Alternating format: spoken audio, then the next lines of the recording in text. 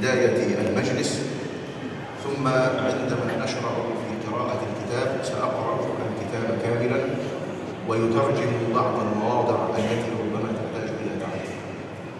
Insyaallah taala setelah Syekh tadi memuji Allah Subhanahu wa taala dan membacakan salawat kepada Rasulullah sallallahu alaihi wasallam, Syekh mengatakan bahwasanya nanti insyaallah beliau akan sedikit memberikan pembukaan begitu, lalu akan saya terjemahkan insyaallah. Lalu setelah itu beliau akan membaca hadisnya dari hadis pertama sampai hadis terakhir insyaallah. Nanti jika ada memang beberapa hadis yang perlu diberikan komentar oleh Syekh, maka insyaallah akan dijelaskan sedikit dan akan kita terjemahkan dalam majlis ini insyaallah. وفي بداية هذا المجلس يطيب لي أن أعبر عن فرحي وسعادتي بوجودي معكم. Jadi pertama sekali Syekh sangat bergembira dan sangat berbahagia bahwa beliau bisa hadir di tengah-tengah kita semua pada tempat yang mulia ini. لا سيما وقد استقر في قلبي منذ زمن كبير حب عظيم لأبناء إندونيسيا الكرام. Terutama sekali memang beliau sangat mencintai murid-murid beliau yang dari Indonesia. وعلى وجه الخصوص هذا المكان الطيب من أرض إندونيسيا الأتشي. Kemudian beliau juga sangat mencintai secara khusus adalah negeri Aceh ini. وكنت قد ألفت كتابا عن سير علماء الأزهر في القرن الأخير الهجري. Beliau ada mengarang satu kitab di mana kitab itu beliau menuliskan ulama-ulama alumni daripada Al-Azhar pada abad terakhir. وهذا الكتاب موسوعة أعلام الأزهر الشريف استغرقت في تأليفه 16 سنة وأنا عاكف على تأليفه. Beliau mengarang kitab ini, kitab biografi ulama-ulama Al-Azhar ini, kurang lebih beliau menulisnya selama 16 tahun. فكتبت فيه عن 3000 عالم من علماء الأزهر في القرن الأخير. Ada 3000 ulama yang beliau tuliskan biografinya dalam kitab beliau tersebut. من المصريين ومن الوافدين إلى مصر للدراسة في الأزهر الشريف. Baik ulama-ulama itu dari Mesir ataupun dari ulama dari negara-negara lain yang datang ke Mesir dan belajar di sana.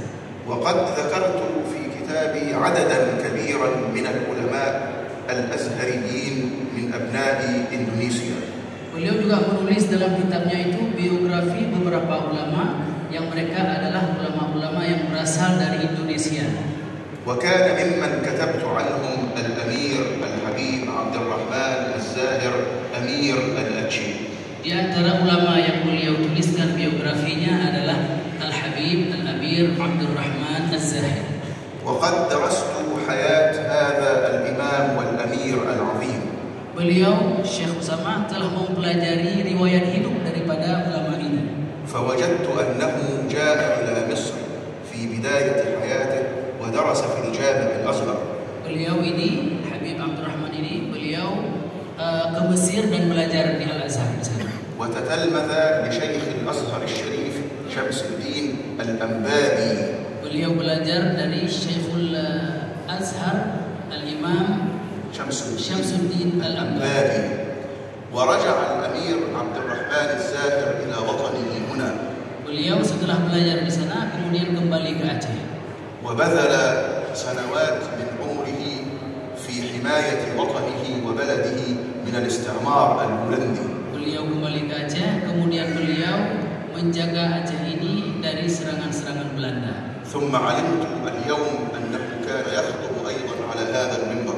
Pada hari ini Syekh baru mengetahui bahwasanya beliau juga pernah khutbah di mimbar ini.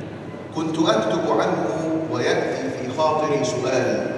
Ketika Syekh Usama menulis biografi Habib Abdul Rahman ini, ada satu pertanyaan yang timbul di benak beliau. أين هي بلاد الأتشي وكيف حالها وحال أبنائها؟ Pertanyaannya adalah bagaimana Aceh ini? Di mana dia? Bagaimanakah penduduknya? أنا أعلم أنها قطعة من أرض إندونيسيا. Saya tahu bahwasanya Aceh itu merupakan salah satu daerah di Indonesia. لكن هل يمكن أن يأتي يوم أزور فيه هذا البلد الكريم؟ Tapi beliau kemudian bertanya, apakah mungkin suatu hari nanti saya akan mendatangi tanah ini? ما كنت أعلم هل سأتمكن من زيارة هذا البلد أو لا أتمكن. Syekh tidak mengetahui apakah memang beliau akan sampai kemari atau tidak. وكنت أقول Dan saya mengatakan, إذا لم أتمكن من زيارة هذا البلد jika saya tidak bisa datang kemari, مع حبي العظيم للأستاذ الجليل والأمير الكبير عبد الرحمن الزاهد، sedangkan saya sangat mencintai Al-Amir Al-Habib Abdul Rahman Az-Zahid, فإن الله تعالى بكرمه يجمعنا به يوم القيامة.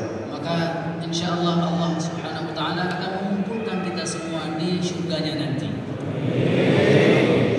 لكن الله جل جلاله أكرم الأكرمين. Namun Allah Subhanahu wa taala adalah Maha Mulia. وأنا اليوم أشهد صورة من صور هذا الإكرام الإلهي. Maka pada hari ini Syekh telah mendapati dan melihat sendiri salah satu bentuk kemuliaan daripada tanah ini. أن أجد نفسي اليوم